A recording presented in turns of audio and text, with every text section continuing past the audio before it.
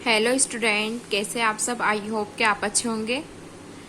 तो आज हम करते हैं डीएलएड फर्स्ट सेमेस्टर के हिंदी के फर्स्ट चैप्टर की 5th क्लास। 4th क्लास में हमने डिस्कस किया था कि स्वर कितने प्रकार के होते हैं। अब हम करते हैं व्यंजन। आइए देखते हैं व्यंजन किसको बोलते हैं। व्यंजन वे वर्ड है जो स्वतंत्र रूप से ना बोले जा सके, अर्थात जिनका उच्चारण स्वर की सहायता के बिना नहीं हो सकता, उन्हें व्यंजन कहते हैं। स्वर कौन कौन से होते हैं? छोटा आ से ओ से औरत तक जो होते हैं वो स्वर होते हैं, और जो व्यंजन होते हैं वो का से कबूतर तक से, का से कबूतर से जो स्टार्ट होते हैं उसको बोलते हैं व्यंजन। तो व्यंजन वे वर्ड है जो स्वतंत्र रूप से ना बोले जा सके, अर्थात जिनका उच्चारण स्वर की सहायता के बिना नहीं हो सकता, उन्हें व्यंजन कहते हैं। स्वर का अनुसरण करने वाले व्यंजन होते हैं।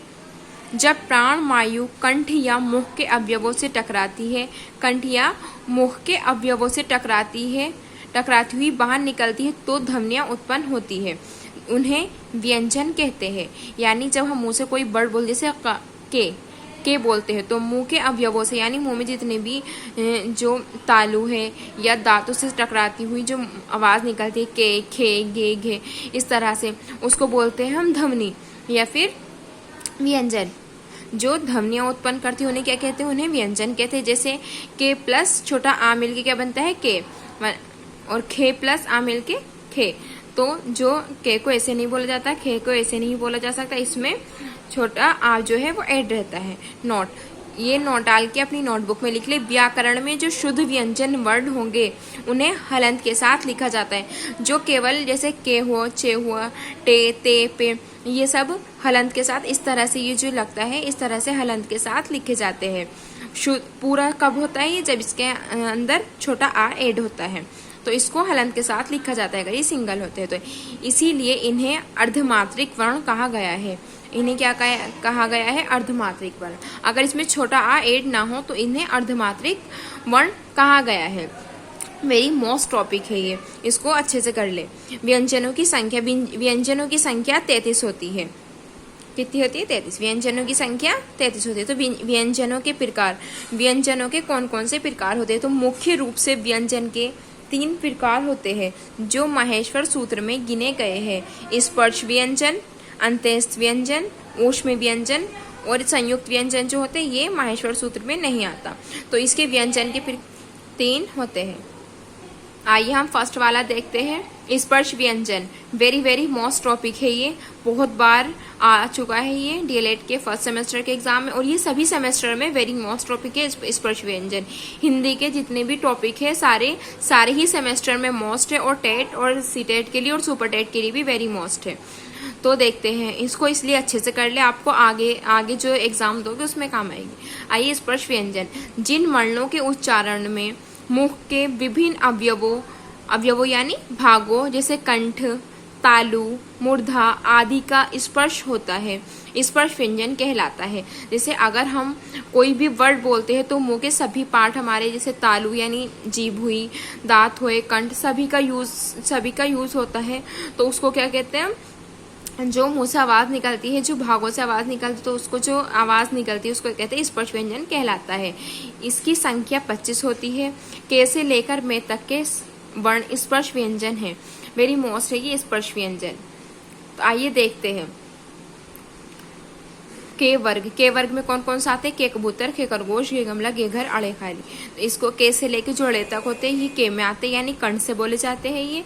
और चे वर्ग चे, छे, जे, झेड़े तालु से, और टे से टे वर्ग टे, ठे, डेड़, ढेड़ ये मूर्धीय यानी मूर्धा।